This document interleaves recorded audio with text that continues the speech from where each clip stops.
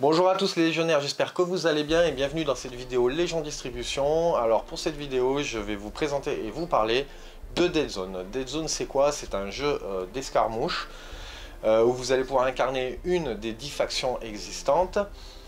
Ici à côté de moi se trouvent les deux starters que vous pourrez trouver dans vos boutiques pour démarrer à 2 joueurs. Donc là vous avez la chute de l'Oméga 3, c'est le dernier starter qui est sorti.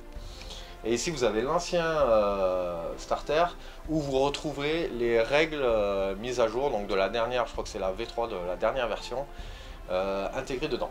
Donc pour le matériel, vous allez retrouver tout ce qui est devant moi, vous allez avoir tous les décors ici présents que vous allez pouvoir monter et pimper comme vous voulez. Les dés, donc il y a deux types de dés, les planches de tokens, bien sûr, pour faire les objectifs et activer les figurines et ainsi de suite. Ensuite, vous allez retrouver bien entendu le livre des règles et un livre de factions. Donc c'est très bien fait puisque dans ce livre de factions, vous allez avoir toutes les factions existantes avec toutes les unités existantes et vous allez pouvoir constituer votre armée grâce à ça.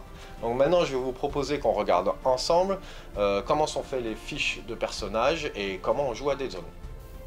Sur la feuille de votre personnage, la première valeur que vous allez trouver, c'est le V qui va correspondre à la vitesse. Donc la première valeur sera sa valeur de marche et la deuxième valeur sera la valeur de course. Ensuite, vous allez avoir le tir. Donc le tir, tout simplement, ça va être pour faire une action de tir et la valeur en dessous correspond à la valeur minimum à obtenir sur un D8 pour réussir l'action. Le combat pour le corps à corps, donc même chose que pour le tir, la valeur en dessous est la valeur minimum à obtenir sur un D8. Ensuite, vous allez avoir SV qui correspond à la sauvegarde, donc c'est un résultat à obtenir pour se défendre contre une attaque. AR, ça correspond à l'armure, donc la valeur indique la protection contre les blessures de la figurine. Ensuite, vous avez le PV, ce sont les nombres de blessures que peut subir la figurine avant d'être éliminée.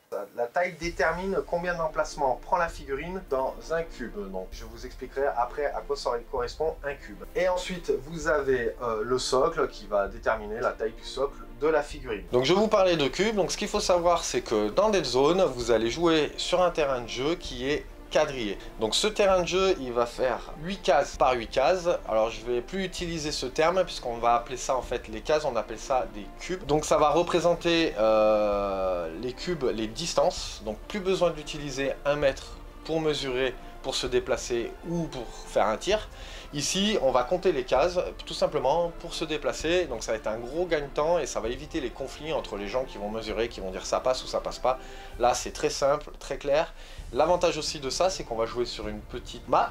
Donc du coup, en 8 par 8, on arrive rapidement dès le premier tour à engager son adversaire et à rentrer directement dans le conflit. Donc aussi, dernière chose qu'on va regarder sur les feuilles de personnages, c'est qu'en dessous des personnages, vous allez avoir une valeur d'armement avec tous les équipements et les points que vont coûter vos figurines. On va regarder ça ensemble. Donc en dessous de la fiche de votre personnage, vous allez retrouver la valeur d'armement. Donc vous avez la figurine qui est concernée, le type de figurine que vous voulez faire, donc ça peut être une troupe, ça peut être un spécialiste ou ça peut être aussi un soutien. Ensuite ça va être l'arme, donc là vous allez choisir l'arme que vous allez vouloir monter sur la figurine. La portée, donc le R correspondra à la distance de cube que vous allez parcourir.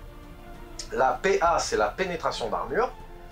Les mots-clés, donc certaines armes vont avoir des mots-clés qui vont donner des compétences supplémentaires à vos dégâts ou à votre personnage qui utilise l'arme. Les PS, ce sont les points de succès, donc plus l'arme est importante, plus votre figurine va rapporter de points de succès si elle se fait détruire à votre adversaire. Et ensuite, vous avez le coût de l'unité que vous allez utiliser. Donc pareil, c'est variable en fonction de l'arme que vous allez sélectionner. Alors maintenant, je vais vous parler des dés dans Dead Zone parce que c'est aussi ce qui fait la subtilité du jeu, c'est que vous allez utiliser deux types de dés. Vous allez en premier lieu donc avoir des D8, puisque dans Dead Zone, on va jouer avec des D8. Donc comme je vous disais tout à l'heure, si vous avez une valeur qui est indiquée à 5 ou plus, avec votre dé, il faudra faire 5, 6, 7 ou 8. Une autre subtilité aussi dans ces dés, c'est qu'un 8 est un jet critique, donc un dé explosif, et vous pourrez relancer ce dé. Donc c'est assez cool, ça permet d'emmagasiner assez de succès si on a de la chance au dé, pas comme moi. Ensuite, il y a les autres dés, ce sont les dés de commandement. Donc ce sont des dés avec des symboles différents, il y aura 6 symboles différents. Vous allez jeter ces dés en début de partie. une quantité déterminée de dés que vous allez avoir, qui vont vous donner des ordres que vous pourrez utiliser en plus pendant votre partie, et vous pourrez dépenser ces dés pour donner un ordre supplémentaire. Je vous propose qu'on regarde ensemble les différentes faces de dés. Donc le premier symbole qui ressemble à un petit bonhomme, à une figurine, va vous permettre d'activer une deuxième figurine qui n'a pas été activée pendant ce tour. Parce qu'il faut savoir que dans Dead Zone, en fait, c'est de l'activation par alternance. Donc ce symbole-là va vous permettre, une fois que vous aurez activé votre figurine, avant que votre adversaire en active une autre, vous pourrez dépenser ce dé d'ordre et activer de suite une deuxième figurine, mais qui n'aura pas été déjà activée pendant ce tour. Ensuite, vous avez un icône de D8, ça ressemble à un D8. Donc ça va vous permettre d'ajouter un D8 à un jet de tir, de combat ou de sauvegarde. Le symbole avec la flèche va permettre à une figurine que vous êtes en train d'activer et qui est en train d'effectuer une action de marche de avancer d'un cube supplémentaire. Ensuite, vous avez le symbole avec l'explosion va permettre à la figurine que vous avez activée de faire une autre action gratuite de tir. Le symbole avec les épées va permettre aussi à votre figurine d'active de faire une action de combat en plus gratuite. Et ensuite, vous avez le symbole avec une espèce de tache qui va permettre d'activer l'ordre spécial de votre chef de groupe de combat. Donc ce qu'il faut savoir, c'est que chaque chef, pour toutes les factions ou même pour la même faction, auront des ordres différents, et c'est ça qui va un peu faire aussi le gameplay suivant le chef, le leader que vous aurez choisi pour constituer votre armée. Alors une dernière chose aussi, c'est que quand on va effectuer une action en activant une figurine, vous ne pouvez pas faire deux fois la même action. Donc vous pourrez vous déplacer et tirer, et justement ces dés d'ordre vont vous permettre de faire une autre action, par exemple de tirer gratuitement, puisque les dés d'ordre sont considérés comme des actions gratuites. Vu qu'on parle des actions, maintenant je vais vous expliquer les actions que l'on peut faire avec ces figurines. Donc ce qu'il faut savoir, c'est que l'on peut faire deux actions avec une figurine, et comme je vous le disais précédemment, on ne peut pas faire deux fois la même action. Donc la première action que l'on peut faire, c'est marcher, qui va correspondre à la première valeur de mouvement sur la fiche de votre personnage. La deuxième action que vous allez pouvoir faire, c'est courir. Alors ce qu'il faut savoir, c'est que courir, c'est une action longue. Ça va être la deuxième valeur affichée sur la valeur de mouvement de fiche de personnage.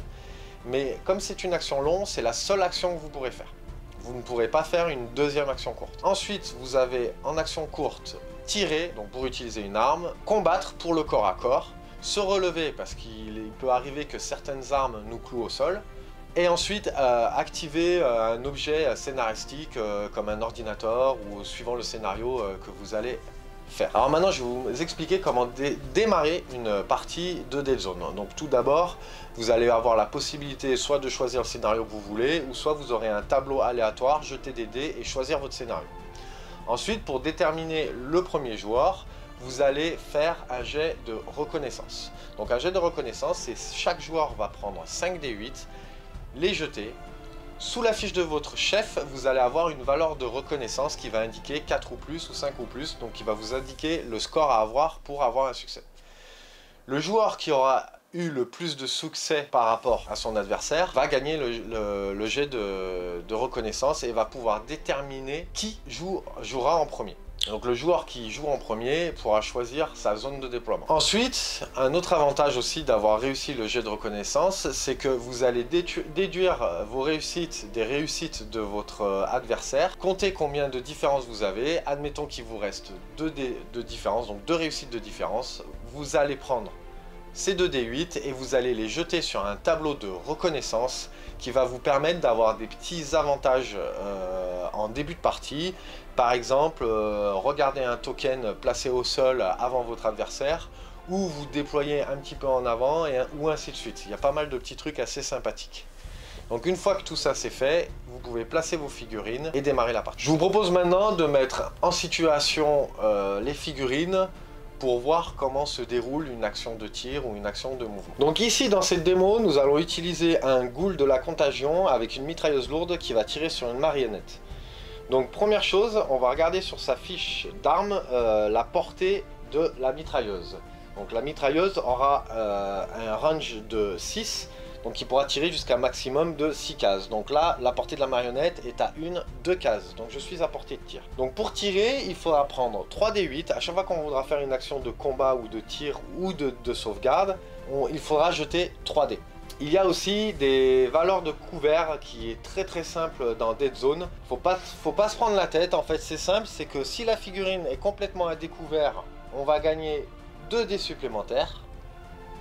Si la figurine est partiellement cachée, mais qu'on la voit, on va gagner aucun bonus. Et si la figurine est complètement cachée et qu'on la voit pas, bah forcément on ne pourra pas tirer dessus. Donc ici ma marionnette est complètement à découvert. Donc je vais prendre mes 2 dés supplémentaires. Une autre subtilité aussi dans des zones, c'est que si la figurine est en hauteur, j'aurais gagné un dé supplémentaire, un dé 8 supplémentaire pour tirer sur ma cible qui est plus basse. Donc on va laisser dans cette situation là. Ici j'ai mes 5 dés 8. La valeur de tir de ma goule est de 6 ou plus. Donc je vais jeter mes dés. Donc je vais avoir un 8, 2 7, un 6 et un 1. Je peux relancer mon D8 puisque c'est un dé explosif. Donc je le jette, je fais un 7. Donc je comptabilise, j'ai 5 succès. Donc là maintenant nous allons faire le jet de sauvegarde de la marionnette. Donc la marionnette va jeter 3 dés. Il a une valeur de sauvegarde de 5 ou plus. Si elle était à couvert, elle n'aura pas de dés supplémentaires. Je vais jeter mes 3 dés. Donc j'ai fait un 6, j'ai une réussite. Je peux défausser un de mes dés d'ordre pour relancer, admettons, le 3. Donc j'ai fait un 5. J'ai 2 succès. Maintenant, on va déduire les 2 succès de la défense. Hop. Donc il reste 3 succès pour l'attaque. Donc je vais infliger 3 blessures à la marionnette. La marionnette va être éliminée. Donc là, pour le corps à corps, je vais vous montrer. Donc ma goule va avoir 3 dés pour le corps à corps.